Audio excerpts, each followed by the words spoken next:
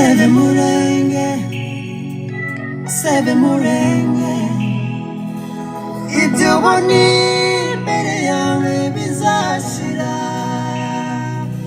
Seve murenge, gakondo yanjye, ibyo ubona imbere yawe bizashira. Nagira ngo mvuge bikanga, basohora amajwi ntibumve, azamura agatoki ntibambone, kubera iki njyewe ubwoko bwanjye buricwa, isi yose ibibona. Murenge nziza gakondo yanyu uraziriki. Muraho neza. Ikigo Nchatatu gikora itangazamakuru ndetse n'ubucuruzi, kibinyujije mu kigo cyawe gishinzwe ubucuruzi Todd Country. Tubafitiye serivisi nziza zijanye no kubakorera tax muri iki gihe cyo kwishura imisoro bivanye naho uherereye hose mu gihugu ca Amerika. Dutanga serivisi zizewe zikoze kinyamwuga zo guharuza imisoro kuri za form za W2, 1099 ndetse n'izindi form. Dusubiza ibibazo byose bijanye n'imisoro mu buryo busobanutse kandi bw'ubuhanga. Duha abaturage bamwebwe amakuru asobanutse ajanye na systeme y'imisoro ya Amerika. Dufasha abantu mu kubakemurira ibibazo bagiye bahura nabyo mu misoro yabo y'ubushize. Turi inzobere mu by'imisoro kandi twemejwe n'ikigo cya RS gishinzwe imisoro kugira ngo tubagezeho serivisi nziza. Dutanga inama nziza zibafasha gukoresha imisoro muri systeme y'imisoro igoye gukoreramo. Dutanga serivisi nziza ku bantu bigenga ndetse no ku bigo by'ubucuruzi. Turi inzobere zita ku guharanira inyungu zanyu mu misoro. Mugira umutekano mu mutima ko imisoro yanyu iri mu maboko meza y'abakorera. Dutanga ibisubizo ku misoro ku bantu bwite bijanye n'ibyifuzo bya buri muntu. Mutugane rero muduha akazi. Mwaduhamagara kuri nimero 602-599-3076. Mwaduhamagara kuri nimero 602-599-3076. Murakoze, turanabifuriza ibihe byiza muri ibi bihe byo guharuza imisoro mu gihugu cya Amerika.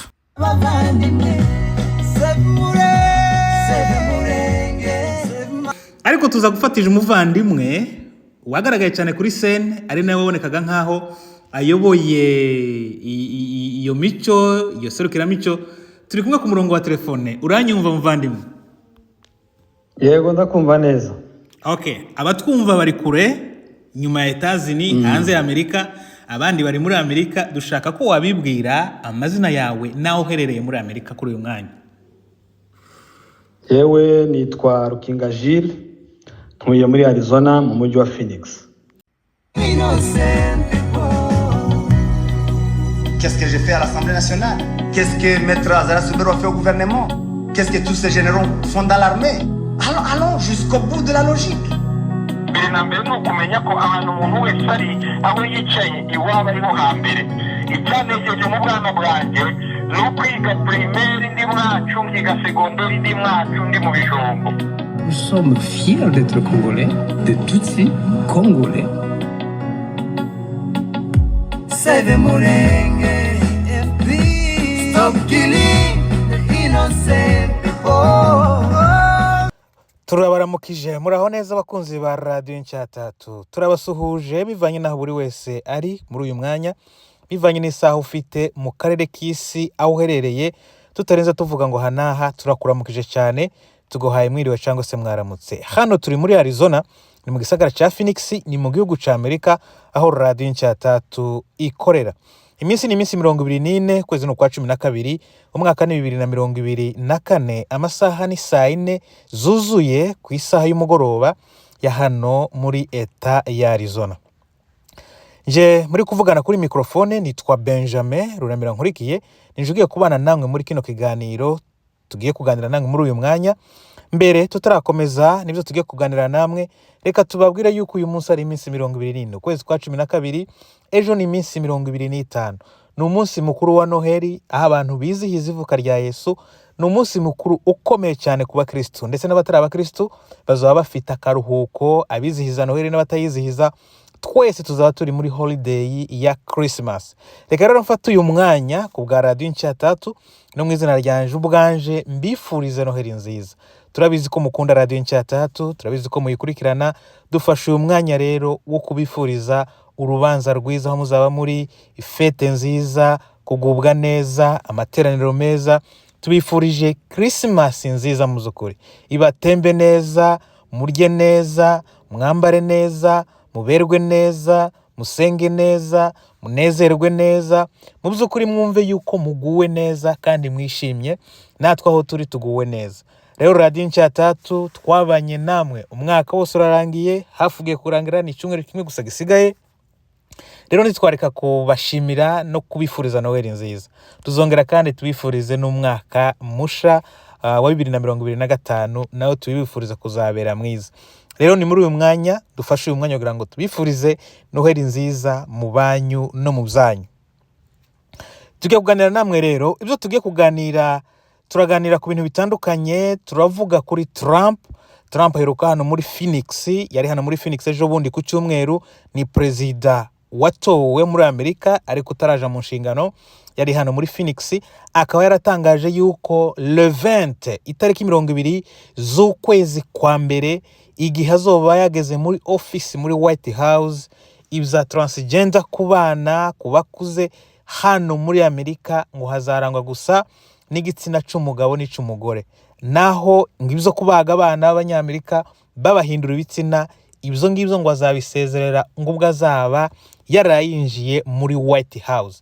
Ibyo yabivuge hano muri Phoenix hari ku cyumweru. Turi buze kugaruka mu ijambo ryiwe nk'uko abanyamakuru bashoboye kuzandika, ni mu kanya ku buryo burambuye. Niki kandi twongera kuvuga, turavuga kandi murambabarira, turavuga kandi ku nkuru yabaye hano muri Phoenix muri iyi weekend ishize, ubwo abasore b'abakongomani bava mu bwoko bw'abanyamurenge bahurikiye cyangwa se baba mwishira hamwe mu muryango wa Mahoro Peace Association hano muri Phoenix. Phoenix imaze kugaragara yuko ifite uruhare runini cyane muri mahoro au niveau federal. Arizona irakomeye cyane. Ubwo rero n'abasore baho bariko barazamuka cyane n'ibikorwa zo kugerageza kubegeranya, kubera nyine urabona turi mu bihugu by'amahanga aho abasore usanga bashobora gutwarwa n'imico ya hano muri Amerika, bagashobora kuba bakwibagirwa yabo. Rero abasore ba hano muri Phoenix b'abanyamurenge bari mu ishyirahamwe rya Mahoro Peace Association bashoboye gutunganya weekend y'imico. Turi buza kuzumva muri ibyo. Rero twashoboye kuvugana ku murongo wa telefone n'umwe mu bari muri ibyo bikorwa mu kiganiro nawe twagiranye kuri telefone, turi buze kugishira munsi y'aya makuru. Ubundi nk'uko bisanzwe muzi yuko ubu mu kwezi kwa 12 umwaka utaha n'umwaka utangizanwa n'igikorwa cy'imisoro hano muri Etazini. Rero tubafitiye n'inkuru za RS, ni inkuru turavuga ku makuru ya RS y'imisoro, ni mu kanya gatoya muri buze kuyumva, ariko kandi tubakangurira kwitegurira kuzakoresha imisoro yanyu. Impapuro zanyu muzazibike neza, muzazitunganye neza, ntimukwihutire kuja gukoresha imisoro mutarabona ama-W2 yanyu yose. Tuzabivugaho mu buryo burambuye mu minsi iri imbere, ariko turi buze kubabwira muri bikeya twashoboye kubasomera ku rubuga rwa RS. Ibyo tugiye kubabwira ku byerekeye imisoro hano muri Amerika mu nkuru twasomye, ntituba twabikuye handi, tuba twabikuye ku rubuga, kuri website ya RS, kandi tubisobanura ijambo kurindi. Ntabwo tuziyumvira mu mitwe yacu cyangwa se tubisobanura ijambo kurindi. Bidutwara umwanya kugira ngo dushoboye kuba twabisobanura, tubivuge nyine uko byatanzwe, tudashoboye kuyobya abantu bacu bumva Radio Inchatatu. Tuba dushaka ngo muzumve nyine mu njana cyangwa se mu buryo leta yashoboye kubivugamo. Nibyo rero muzi yuko Radio Inchatatu ivuga amakuru ya hano muri Amerika. Rero ubwo ivuga amakuru yo muri Amerika na makuru aba yavuye mu binyamakuru bya Amerika, natwe iyo tubivuga twabisobanuye ijambo kurindi. Bidaturusha, bidutwara umwanya, ariko tuba tugira ngo tubivuge nyine uko bimeze mu Jongereza baba babitanzemo. ikindi tuza kubabwira, turababwira kuri Welcome Corps. Turababwira kuri Welcome Corps. Mu by'ukuri murabizi ko ariyo gahunda ihari yo kuzana impunzi hano muri Amerika, igiye gusimbura uburyo bwari busanzwe buhari bwo gukorera impunzi bakakirwa n'imishinga, burya buryo mwari mumenyereye. Ubu rero buriko burashiftinga kugira ngo buje mu maboko y'abantu bigenga, abantu noneho baza bashikire muri communauté. Muri make abantu baje mbere bamaze kumenyera Amerika ku buryo botoza abandi bitarenze bica mu bintu by'abakezoka. Rero ibyo murabizi, Welcome Corps ntabwo tugiye kuyivuga ubu nyine, twayivuze kenshi, ariko icyo tubasaba nuko mukomeza kuyikwirakwiza no kuyibwira abandi bantu. Mu by'ukuri biratangaje ko kugeza ubu nyine hariho abataramenya Welcome Corps. Abantu bunyine benshi bariko barakorerwa amadosiye y'abanyaburundi, bunyine ariko arakorerwa yose menshi amaze kuja muri immigration. Ku bantu badepoje imbere amadosiye mu Rwanda ari muri immigration, naho i Nairobi ho muri Kenya ibyo ngibyo ntabwo ari ibanga, ibo hariho bamaze no kuza hano muri Amerika. Rero turabasaba gukwirakwiza aya makuru kugira ngo muyageze no ku bandi. Abantu bafite ababo mutarakorera Welcome Corps, mu by'ukuri ni kubusa, ni ukuza muri Amerika kubusa. Ni serivisi zoroshe, ni programme yoroshe ku mpunzi.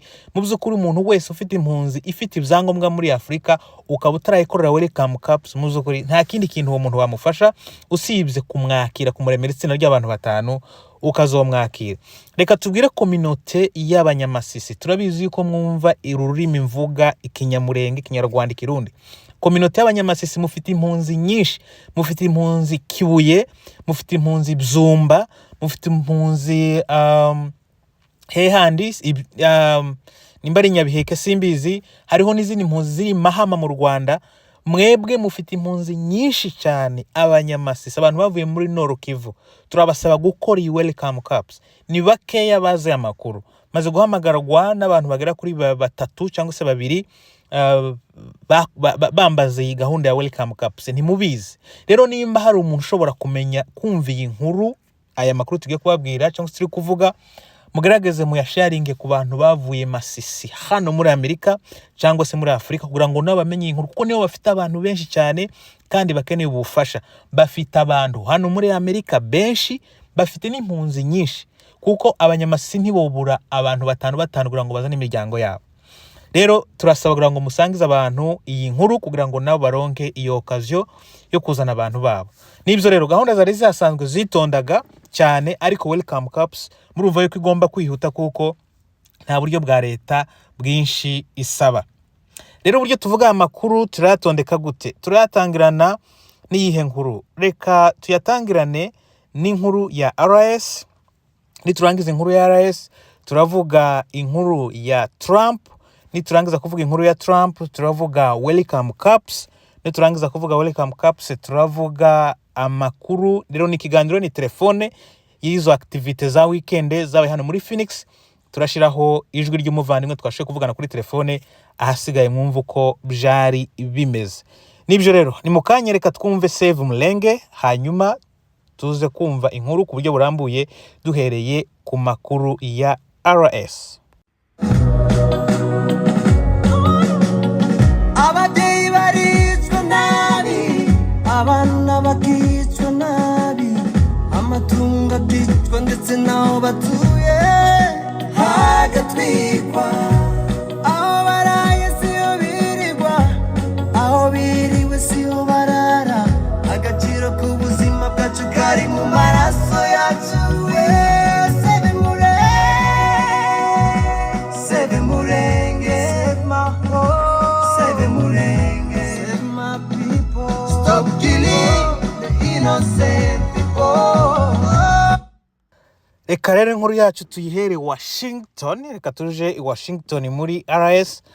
Reka tuvuge tuti abasora batigeze basaba recovery rebate credit yabo yo muri 2021. RS irakangurira abatari batanze inyandiko zabo kwihutira kubikora mbere y'itariki ntarengwa. Aho ni Washington. mu rwego rwo gukomeza gufasha abasora, ikigo cy'imisoro cya Leta Zunze Ubumwe za Amerika cyitwa IRS cyatangaje ko kigomba gutangira gutanga ubwishyu bwihuse muri uku kwezi ku bantu bemerewe ariko batigeze basaba recovery rebate credit zabo ku nyandiko zabo z'imisoro za 2021. IRS yatangaje iki cyemezo nyuma yo gusuzuma amakuru y'imbere agaragaza ko hari abasora benshi bemerewe ariko batigeze basaba iyo nyongeramusaruro. Recovery rebate credit ni amafaranga agarurirwa abantu batigeze bahabwa imwe cyangwa nyinshi muri za economic impact payment ariyo EIP zizwi cyane nka stimulus payment.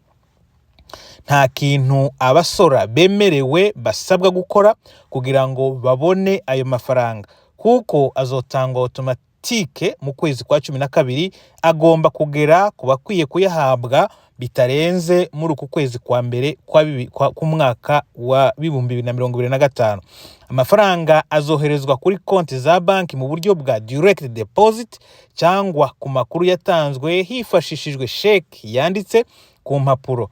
Abemerewe kandi bazoherezwa ibarurwa ibamenyesha ibyerekeye ubu bwishyu.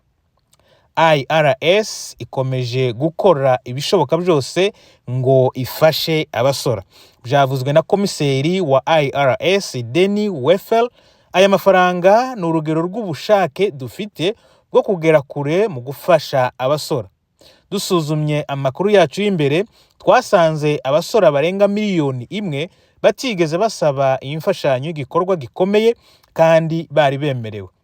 Kugira ngo turengere inyungu zabo kandi tubarinde gukorwa n'uruhuri rw'ibibazo byo gutanga inyandiko nsha z'imisoro zimirije, turatangira kuyatanga mu buryo bwihuse. Ubwishu buzashingira ku bintu bitandukanye, ariko umubare ntarengwa ni $1,400 cy'idolari ku muntu umwe. Amafaranga yose ateganyijwe gutangwa nangana hafi miliyari 2,400 cyangwa se miliyaridi 2,400,000.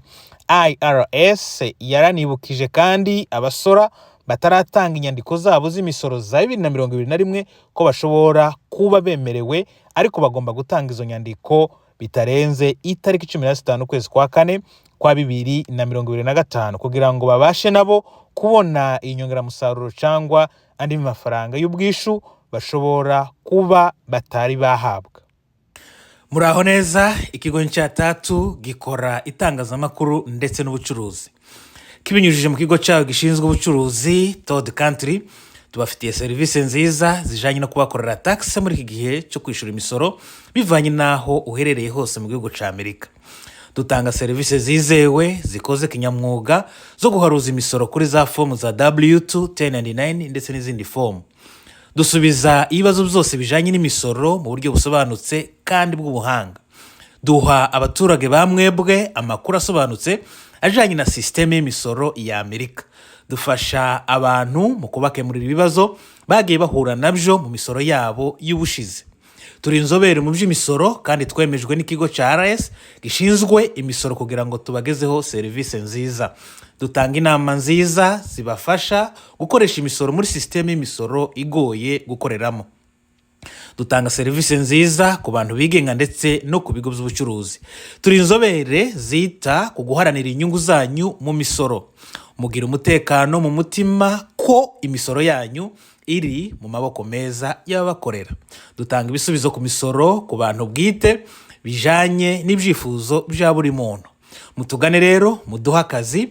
Mwaduhamagara kuri nimero 602-599-3076. Mwaduhamagara kuri nimero 602-599-3076. Murakoze, turanabifuriza ibihe byiza muri ibi bihe byo guharuza imisoro mu gihugu cya Amerika. Tukiri muri IRS Washington, turacyari ku makuru y'amafaranga y'imisoro. Minisiteri y'Imari n'ikigo cy'imisoro muri Amerika IRS byatanze amategeko masha agenewe abashinzwe imisoro bemerewe gukorera IRS. Ni Washington, Minisiteri y'Imari hamwe n'ikigo cy'imisoro muri Leta Zunze Ubumwe za Amerika IRS zatangaje amategeko masha agamije kuvugurura amabwiriza agenga bamwe mu bakora umwuga w'imisoro bemerewe gukorera IRS. Aya mabwiriza akubiye muri Treasury Department Circular ya nimero 230, ibiro bishinzwe imyitwarire y'abakora umwuga muri IRS ariyo Office of Professional Responsibility OPR, nibyo bifite inshingano ku bijanye n'imyitwarire y'abakozi, harimo n'ibijanye no kubahana, kubakurikirana ndetse no kubageza mu nkiko no gufatira ibihano abarenze ku mategeko, abana baprepara. Aya mabwiriza mashya yemejwe burundu azahindura Sikila ya nimero 230 mu buryo bwihuje n'amategeko mashya hamwe n'imiterere y'umwuga w'imisoro uko ihindagurika. Muri izo mpinduka, aya mabwiriza azakuraho cyangwa avugurure ibice bya Sikila ya nimero 230 bijanye n'abanditsi bimenyekanisha ry'imisoro Registered Tax Return Preparers, hamwe n'ibirebana n'imisoro ikorerwa inyungu, kugira ngo bihuzwe n'amategeko yashizweho nyuma y'impinduka zakozwe kuri Sikila 230 muri 2011 na 2014. Aya mabwiriza kandi azahindura cyangwa akureho ibindi bice bisigaye bikwiye cyangwa se bidahuye n'ibikenewe muri iki gihe. Byongeye kandi, aya mabwiriza azashiraho ingingo nsha zigamije guhuzwa n'uburyo abakora umwuga w'imisoro bakora muri iki gihe, harimo ko abakorera RS basabwa kugira ubushobozi mu by'ikoranabuhanga mu kazi kabo. Aya mabwiriza kandi azasobanura neza bimwe mu bice, nko kwemeza ko OPR igumana ububasha bwo gukurikirana abakora uyu mwuga basanzwe barahagaritswe cyangwa barakuwe burundu ku rutonde rw'abemerewe gukora. Ku mwihariko, aya mabwiriza azagena amategeko agenga abasesenguzi b'umutungo aribo ba appraisers, harimo n'ibipimo byakoreshwa mu kubakura ku rutonde rwemewe. Aya mabwiriza masha azafasha kuvugurura uburyo abashinzwe imisoro bakorana na IRS mu buryo bujanye n'igihe kandi buhuje n'icyerekezo cy'umwuga muri iki kinyejana. Bavandimwe, save Murenge, save my home, save Murenge, save my people. Stop killing the innocent people. Save Murenge, save my home, save Murenge, save my nation. Stop killing the innocent people. Reka rero nkuru yacu tuyikomereza hano muri Arizona, ubwo ni ku cyumweru gishize tariki 22. Tuje rero ku nkuru ya Trump. White House yari hano, Donald Trump nubwo ataragera muri White House ariko yari hano muri Phoenix, niho tugiye gukomereza inkuru yacu. Ubundi kandi murabizi yuko Arizona, Phoenix ni state yakomeje kugenderwa cyane n'aba banyepolitike mu gihe bariko biyamamaza, ariko kandi no muri za manda zabo Phoenix iragenderwa cyane na White House. Sinzi impamvu. Trump akiri perezida yaraje hano kenshi, Biden yaje hano kenshi, Kamala Harris yaje hano kenshi, n'igihe cyo kwiyamamaza bagumye bagaruka kenshi cyane, ngira ngo nuko Arizona icyo gihe yari imeze nka swing state. Reka tuvuge inkuru yacu yabereye hano muri Arizona ya Donald Trump, ubwo yari hano ku cyumweru tariki 22. Leta Zunze Ubumwe za Amerika niho turi. Donald Trump avuga ko ashaka guhagarika ubusazi bwa transgender ku munsi wa mbere wiwe wo muri White House. Donald Trump yatangaje ku cyumweru tariki ya 22 kwezi kwa 12 ko ashaka guhagarika ibyo yise ubusazi bwa transgender ku munsi wa mbere wo muri White House mu kwezi gutaha. Mu bitero bisha by'ishaka ry'abarepublikani ku burenganzira bwa LGBTQ, perezida watowe yari yatumiwe mu nama ya Turning Point America, ishirahamwe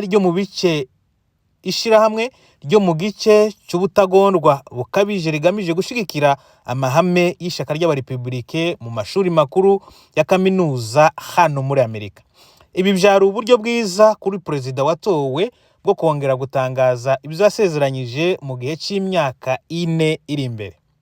Ku munsi w'irahira rye tariki ya 20 kwezi kwa 2025, Donald Trump yatangaje ati nzashiraho amategeko yo guhagarika ibikorwa byo kubaga abana bagamije guhindura ibitsina, gukuraho abaryamana bahuje ibitsina mu gisirikare, kubakumira mu mashuri y'incuke, ayisumbuye ndetse na za kaminuza.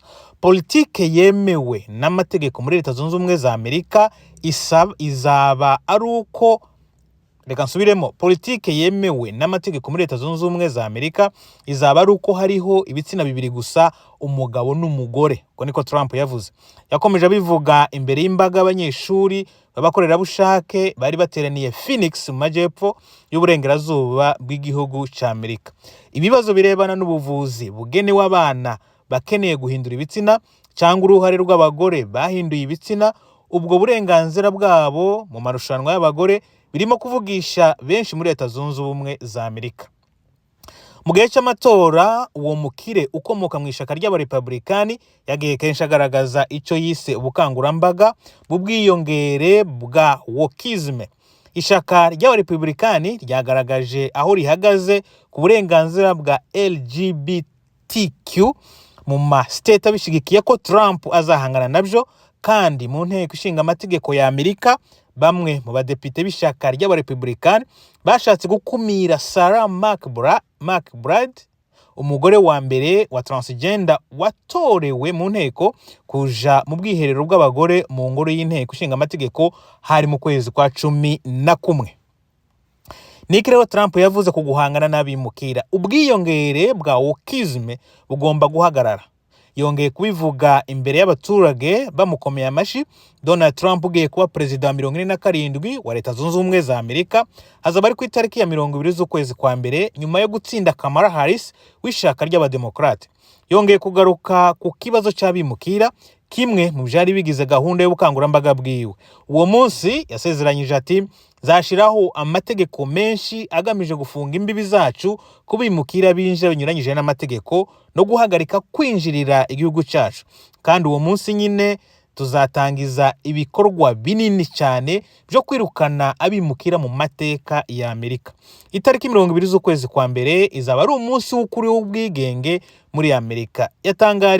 Yabitangarije mu birori byateguwe na Turning Point hano muri Amerika, ishyirahamwe ryashinzwe n'umunyepolitike w'umuhezanguni bukabije Charlie Kirk ushigikiye Donald Trump. Mu ijambo rye ryamaze isaha irenga nk'uko yabigenzaga mu bikorwa bye byo kwiyamamaza, uwo mugabo wigeze kuba perezida yongeye gusobanura ibyo azibandaho mu gihe azaba ari ku butegetsi, aho avuga ko azazana igihe cyiza cy'ubukungu kandi yibanda ku muvuduko azashiramo ku gushira mu bikorwa gahunda ziwe. Niki rero Donald Trump yavuze kuri politike mpuzamahanga? Yagize ati nta gusubira ku biganiro bya politike byaburijemwo mu buryo budasanzwe ku wa gatandatu gahunda za leta ya Amerika. Donald Trump yagarutse ku byihutirwa bye bijanye na politike mpuzamahanga. Yavuze ati nzahagarika intambara muri Ukraine, nzahagarika akajagari ko mu burasirazuba bwo hagati, kandi nzabuza ndasezeranye intambara ya gatatu y'isi, ariko ntiyasobanura uburyo azabigeraho. Donald Trump wakomeje gushinjwa gukoreshwa na Elon Musk. Niki yavuze kuri kanali ya Panama n'uruhare rwa Musk mu butegetsi bwiwe? Yongeye kugaragaza amagambo yo gutera ubwoba yigeze kuvuga ku bijanye na kanali ya Panama, ashinja inzego zishinzwe kuyicunga kuva mu 1999 gutangira uburyo bwo kwita ku bwato bw'abanyamerika mu buryo bungana. Ati niba tabikosora tuzasaba ko kanali ya Panama isubizwa Leta Zunze Ubumwe za Amerika ako kanya. Yasubije kandi abamushinja kuba yaragizwe ingwate ya Elon Musk, ati baravuga ko ngo Perezida Trump yahaye Musk ubuyobozi bwa Amerika. Oya, siko bimeze. Nuko nkunda abantu b'abahanga kandi akora akazi bidasanzwe neza, ariko rero ntabwo azaba perezida, ndabahumurije, kuko Elon Musk atavukiye hano muri Amerika. Rero muhita mwumva yuko abana banyu bari kuvukira muri Amerika ari igikorwa cyiza cyane bashobora kuba perezida wa Amerika. Donald Trump yasobanuye impamvu yahisemo guha umuyobozi wa Tesla uruhare muri guverinoma ye, nk'uko byatangajwe n'umunyamakuru Ruben Anaki i New York. yavuze ko guverinoma izaba ari nziza kurusha izindi mu mateka ya Leta Zunze Ubumwe za Amerika. Innocent people. Qu'est-ce que j'ai fait à l'Assemblée nationale? Qu'est-ce que Maître Azara Soubero a fait au gouvernement? Qu'est-ce que tous ces généraux font dans l'armée? Allons jusqu'au bout de la logique. mbere na mbere ni ukumenya ko ahantu umuntu wese ari aho yicaye iwaba ariho hambere. Icyanejeje mu bwana bwanjye ni ukwiga primaire ndi mwacu nkiga segonderi ndi mwacu ndi mu bijumbo. Nous sommes fiers d'être Congolais, de Tutsi Congolais. Save Murenge, FP. Stop killing the innocent people. Mbere ko tugera kuri ya nkuru ya nyuma y'abasore ubwo bakoraga ibintu by'imico y'abanyamurenge hano muri Arizona, reka rero tuvuge kuri Welcome Cups. Welcome Cups uburyo bworoheje bwo gufasha impunzi guhungira hano muri Amerika. Welcome Cups ni gahunda nsha yateguwe na Leta Zunze Ubumwe za Amerika igamije gufasha impunzi guhungira muri Amerika binyuze mu bikorwa by'abakorerabushake. Iyo gahunda ikorera cyane ku baturage basanzwe batuye muri Amerika, ikaba amahirwe yo gukorera bene wabo cyangwa inshuti zabo bari mu buhungiro. Abantu benshi bagiye bakoresha uburyo busha bwa Welcome Cups kugira ngo bafashe bene wabo kuva mu buhungiro no gutangira ubuzima busha muri Amerika nta nkomyi. Reka rero tuvuge ku nkuru zihariye zo guhunga. Iyo uri gukora dosiye yawe ni iki gisabwa? Hasabwa inkuru zihariye zo guhunga. Kuki amakuru asobanutse ari ngombwa. Iyo utanze dosiye ya Welcome Cups birakenewe ko cyane utanga inkuru yuzuye kuzerekeye uko wahunze n'impamvu yabiteye. Amakuru y'ingenzi akwiye kubamwo naya akurikira: aho wahungiye bwa mbere, vuga neza aho wahunze uva, urugero igihugu cyawe cy'amavuko, umujyi cyangwa akarere. Ushiraho amatariki nyayo intambara cyangwa urugomo rwabayeho rwaguhatiriye guhunga. Uko wahunze, uvuga iki? Uburyo wahunze, vuga inzira wahisemo. Ese wahunze n'imodoka, n'amaguru cyangwa wakoresheje ibindi bikoresho byo gutwara abantu? Vuga neza amazina y'ahantu wagiye ucumbika igihe wahungaga, urugero amahoteli, inkambi cyangwa inzira z'amashamba cyangwa imipaka wagiye ucaho. Impamvu zo kwimuka, kubera iki aho waraye wahavuye, kubera iki umujyi washikiyemo wavuyemo. Impamvu zo kwimuka, kuki wavuye aho wahungiye bwa mbere, byaba byaratewe n'umutekano muke cyangwa ubushobozi buke bwo gucumbikira impunzi. Byatewe n'iki kugira ngo uve aho washikiye ukomeze inzira yawe uhunga. Bisigura yuko aho wagiye uva ukomeza ushika, ukomeza urara ugenda kugeza ugeze aho wagiye, ugomba kuvuga impamvu wahavuye n'uburyo wahavuye nuko wakomeje. Aho waje kugera nyuma yo guhunga nihe wageze, ni ryari wagezeyo, ushireho igihe nyaco ukerekana neza urugendo rwawe naho wasoreje. Ku bana bavuka bari mu buhungiro, nimba ufite abana bavutse mu buhungiro usabwa kubandikisha kuri registration form igihe cyose bibaye ngombwa. Iyo wandikisha umwana wawe hashize igihe kinini, Welcome Cups ishobora kuzagusaba ibimenyetso byemeza iby'uwo mwana, urugero impapuro zerekana igihe yavukiye nuko ari wawe koko. Ni ngombwa kwirinda gutinda kwandikisha abana kugira ngo dosiye yawe itazagera aho igira ibibazo yamaze gushika muri Welcome Cups. Registration form mu Burundi. Abantu bari mu Burundi bafite amahirwe yo kubona registration form, ariko ibyo bisabwa kwitonderwa. Form bahawe ziba zifite expiration date, bivuze ko igihe kinini cyarenze uba usabwa guhabwa form nsha. Ibi bikurikizwa kugira ngo basuzume neza ko amakuru yawe ari masha kandi yujuje ibisabwa. Iyo utanze form nsha ifite amatariki avuguruye, Welcome Cups isabwa kubona ko wahawe iyo nsha kubera ko iya mbere yashize igihe. Niyo mpamvu form zose yaba iya kera n'isha zombi zigomba gushirwa muri dosiye ukohereza muri Welcome Cups. Iki ni ikibazo abantu bakora amadosiye Burundi bafite, batanga form imwe kandi bagomba gutanga zombi mu gihe bafitiye muri 2024, kandi ya 2024 itari muri critère ugomba gutanga zombi. Aya ni amakesi yamaze gushika, ni ibibazo turi gukomeza kwakira.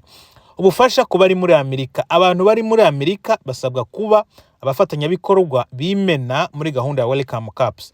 Nimba usanzwe ufite bile wishurira bene wanyu bari mu buhungiro, ibi bishobora kugushiraho umutwaro koko, ariko Welcome Caps ni gahunda y'ubuntu, bivuze ko ushobora gukora Welcome Caps abantu bawe bakaza nta nkomyi. Niba umuntu wifuza gukorera afite amateka yo guhunga mbere y'umwaka wa 2023, iki nico gihe cyiza cyo kumufasha. Welcome Caps ifasha abantu kwinjira mu buryo bwemewe kandi igakuraho imbogamizi zose zijanye no gutinda kw'amadosiye y'impunzi cyangwa kuguma mu buzima bwo mu buhungiro. Ubushake no gusaba ubufasha.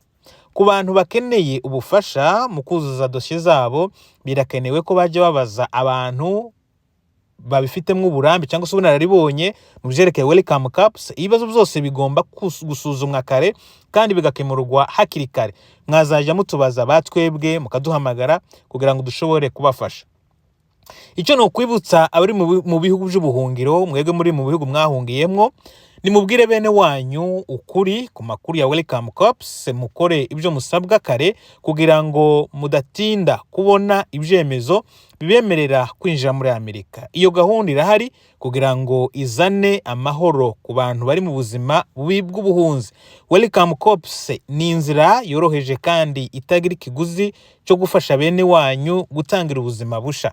Buri wese ukora muri ubu buryo abari mu murimo wo kugurira neza, wo kugarurira icyizere no guhindura ubuzima bwa benshi. Mukomerezaho murakorera igihugu kandi murakorera abantu b'Imana. Tukaba tubashimiye rero, reka dutege amatwi rero ya telefone twavugaye n'umuvandimwe wacu avuga ku serukiramico ku bikorwa by'abasore b'abanyamurenge bakoreye hano muri Arizona Phoenix. Ku murongo wa telefone twashoboye guhamagara umwe mu bitabiriye iyo serukiramico, ni nawe wagaragaye cyane kuri scene kubera ko twashoboye gukena perezida w'urubyiruko hano muri Arizona Eric Kabogora. Twifashisha n'abandi bari muri iyo sale nka Pastor Isaïe Kiwonangoma kunze gushigikira urubyiruko, nawe turamubura kuri telefone, ariko tuza gufatije umuvandimwe wagaragaye cyane kuri scene, ari nawe wabonekaga nkaho ayoboye iyo mico, iyo serukiramico. Turi kumwe ku murongo wa telefone. Uranyumva muvandimwe? Yego, ndakumva neza. Okay, abatwumva bari kure nyuma ya Etazini hanze ya Amerika, abandi bari muri Amerika. Dushaka ko wabibwira amazina yawe naho uherereye muri Amerika kuri uyu mwanya. Yewe nitwa Rukinga Gilles, ntuye muri Arizona mu mujyi wa Phoenix.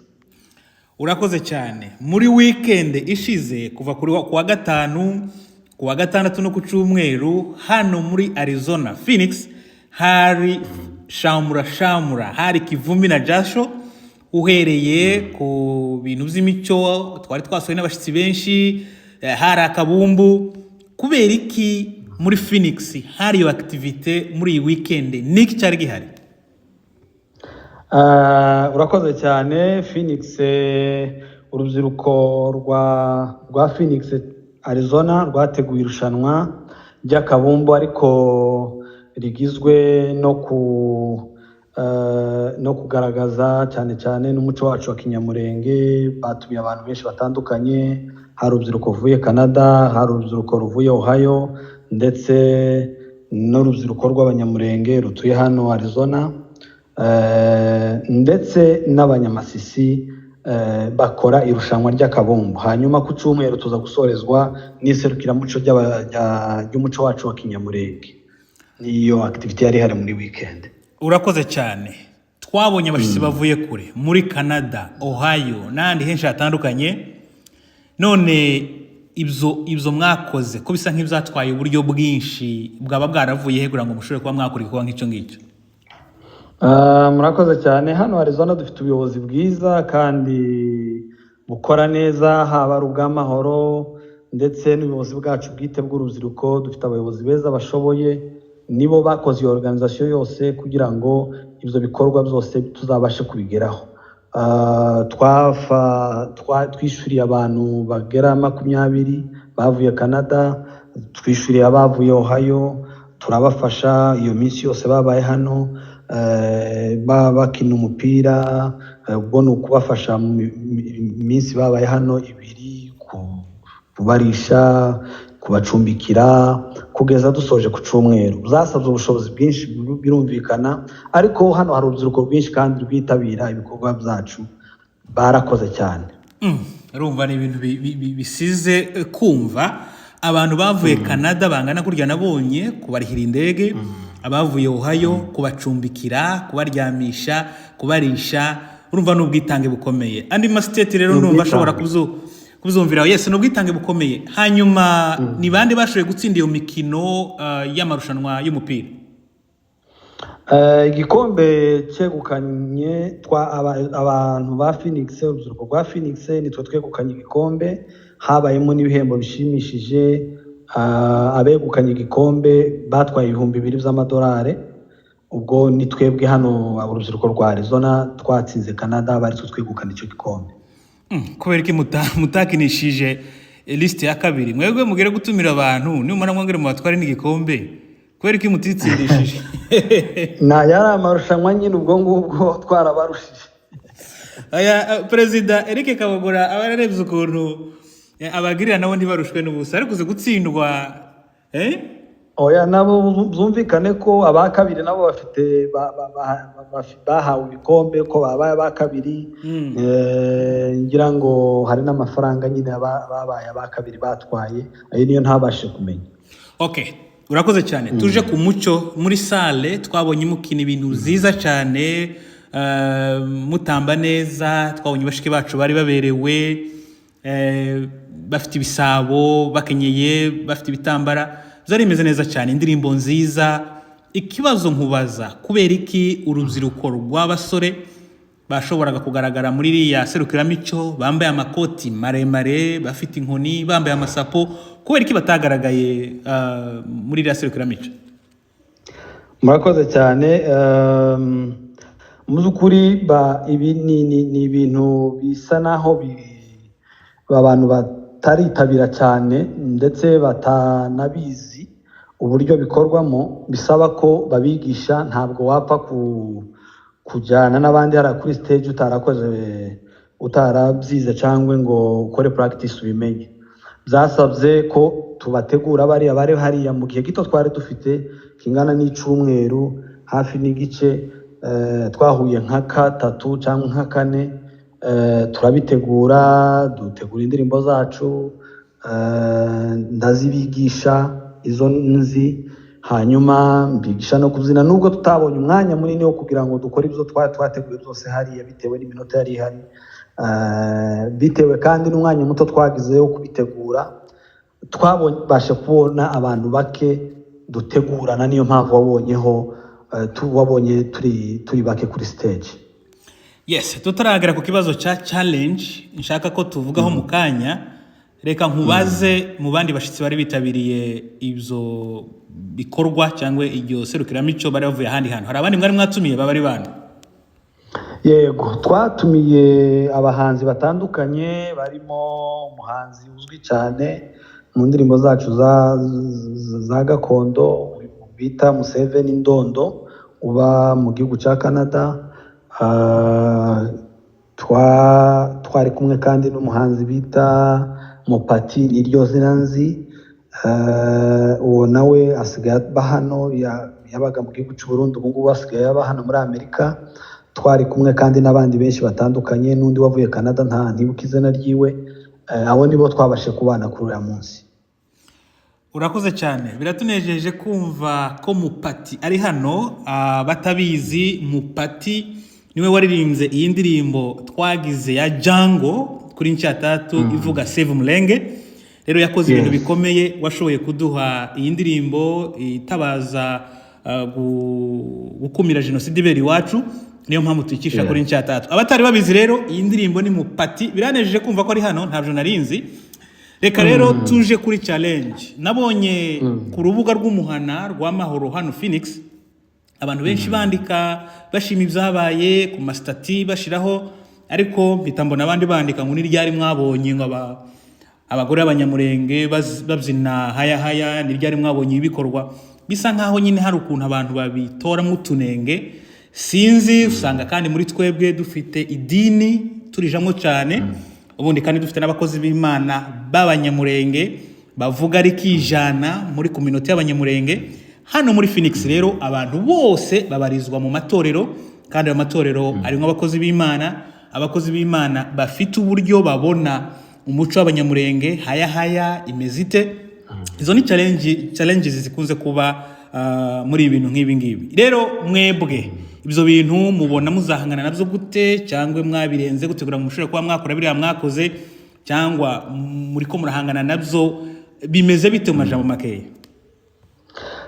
Urakoze cyane kuri icyo kibazo. Ni ikibazo gikomeye cyane gisaba n'imbaraga nyinshi kumvisa abantu iby'umuco, ariko ndashaka kugira ngo nkura abantu mu rujijo. Umuco ntabwo ari haya.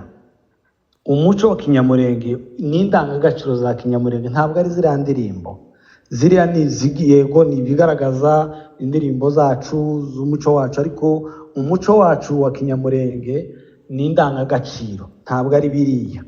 Rero kuba abantu babifata nk'aho ari ibintu by'abapagani, ngira ngo babikura ku bantu ba kera ko bose bari bakira abapagani, abazibyinaga bari bakira abapagani, ariko ubu twe turimo kubikora turakijijwe. Ntabwo tunywa inzoga, ntabwo tunywa ibisindisha, ntabwo tunywa urumogi. Ni uko gusa ari ukurata umuco wacu, kuvuga ibigize ubwiza bw'iwacu, kuvuga ibigize ibitatsi iwacu, kuririmba ubwiza bw'iwacu, kuratira abandi ibyiza by'iwacu. So rero kandi ndagira ngo mvuge n'ikindi kintu. Idini mu by'ukuri ubu dufite ikibazo gikomeye. Challenge ihari ni uko ubu nta muco wacu dufite uzwi n'abandi bantu. Ubu ngubu abanyamurenge iyo tugiye muri event tuzina ikinyarwanda, kandi abapasiteri bacu bakabyemera. Tuzina ikirundi, abapasiteri bacu ntabwo bavuga ngo mwakoze amakosa kubera iki mwabyinishije mwazanye umuco w'abarundi mu bukwe bwacu, kubera iki mwabyinishije umuco wa kinyarwanda mu bukwe bwacu. Kandi murabizi ko umuco wa kinyarwanda ni mwiza, umuco wa kirundi ni mwiza, kandi ni byiza kuwuzina pe, ari ngombwa. Ariko natwe tugomba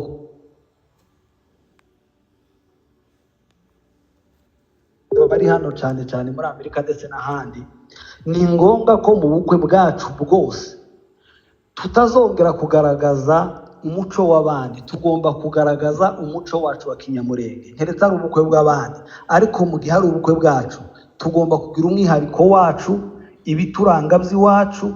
Ni byiza, nta cyaha kirimo, kuko indirimbo turirimba abantu nta nubwo barazimenya, nta nubwo bazizi. Indirimbo turirimba zigizwe n'ibice bitatu. Hari indirimbo z'ibisaba arizo zaririmbaga abagore, hakaba indirimbo z'imbarato, hakaba n'indirimbo z'imidiho arizo ziriya za haya n'ibindi. Izo zose ziravuga mu by'ukuri ubwiza, ziravuga, zigira rimwe na rimwe hari izigira n'abantu inama, nubwo wenda tudafite umwanya ngo tube twaziririmba. Harimo inama za indirimbo, kuko abantu harimo filozofi nyinshi muri ziriya ndirimbo, kuko hari izigira abantu inama, hari izishishikariza gukundana, hari izishishikariza kuvuga ukuri. Donc zirimo indangagaciro z'abanyamurenge, kuko ni ibintu bisobanutse, bivuga neza, ntibiteye isoni kubikora. Niyo mpamvu rero batagomba kuzamagana, kandi abantu bose bakemera tukazikora, tukazirimba amakwe yacu, aho kugira ngo turirimbe iz'aba Diamond, turirimbe iz'abarundi Rwanda mu bukwe bwacu bw'ikinyamurenge. Ntabwo ari iby'abarundi. Murakoze cyane. Urakoze Jire, ubisobanuye neza. Nibyo rero bisobanuye neza, kandi babyumvise abo wasobanuriraga. Hanyuma dushira ku kibazo cya nyuma, twabonye bashiki bacu bari bambaye neza, n'abakobwa bakuriye hano bari muri iyi mico y'abanyamerika. Ni gute babyumvise kugira ngo babyitabire babikine? Ntibyakugoye kugira ngo ushobore kuba babumvise? Kirimo ziriya ndirimbo hari amagambo agoye aba arimo, amagambo amagambo aremereye asobanura, kuko ziriya ndirimbo zose zifite ubusobanuro kuyabigisha kugira ngo kuzina niho habayemo challenge ko twari dufite igihe gito, ariko kuzambarira ni ibintu basanzwe babona hirya no hino, ntabwo ari bwo bwa mbere babonye abantu bambara kuriya mu muco wacu, byaraboroheye cyane cyane ifitiye inyota ndetse bari banabikuze cyane. Urakoze cyane. Mu kurangiza rero ntitwokurekura utaturirimbiye akaririmbo gatoya gusa buke gusa abantu bumve nyine ko mwari mu muco kandi nawe hari icyo uziho. Hari akarimbo gatoya uba nk'utera kugira ngo bakumve. Urakoze cyane. Biragoye kuririmbira kuri telefone ariko nagerageza. Gerageza. Hari akarimbo kavuga ngo horere manzi wihorere manzi wihorere, urugamba turimo rurumbuguje.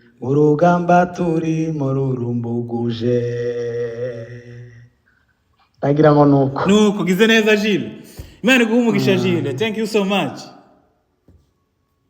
Turabashimiye. Save Murenge, save my home, save